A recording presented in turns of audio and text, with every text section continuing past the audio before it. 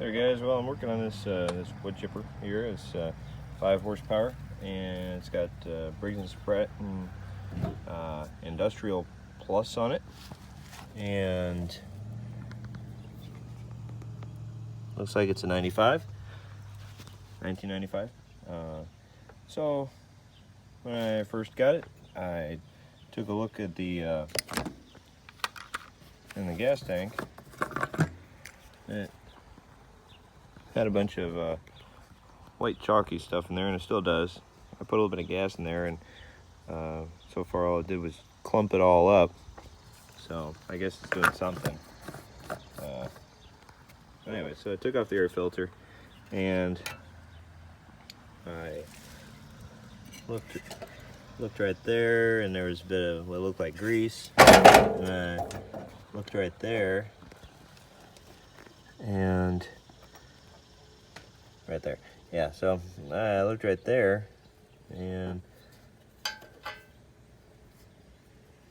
that looks like it's just some varnish. It's a weird color though. So anyways, looks like we probably have a bad needle and seat, or maybe it's just frozen up where it would leak slightly. So I'm gonna take the carb apart and see what we come up with. Alright, well, looks like got a lot of stuff in there. You know, bear in mind that there is a tank strainer. So how these big old chunks got in here, I don't know.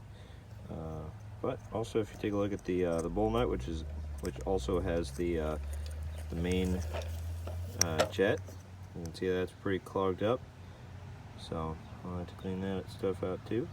And after that, it'll probably run, but I'm going to do a real good cleaning on it. Alright, well, everything's cleaned out. I did remove this this adjustment screw. It's probably for the high speed. Now this does have a fixed bowl jet, or a fixed high speed jet is what it would normally be, but this has 2 tubes in there, and so I'm guessing that the adjustment screw is for high speed. But anyways, so when you're taking these screws out, you always want to be very gentle, because you can damage the seat or the needle very easily. So you tighten it in and count by half a revolution, or to where these line up. So start here and very gently adjust in and adjust in, so you count by the half revolutions, because it lines up with where it was the other half revolution ago. So anyways, and then you tighten it up until it stops, being very gentle, and then you can take it all the way out, and you know exactly how many turns out from its seated position you need to go in order to maintain the same adjustment.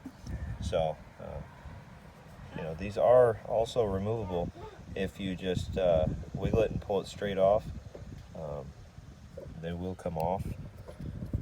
So that's what that looks like. It is possible for them to leak also, if you're a little too rough with them. So keep that in mind. Other than that, I had to clean out this tube here. I had to use a pipe cleaner. It's pretty gummy. So my guess is that was the problem. It was holding open the needle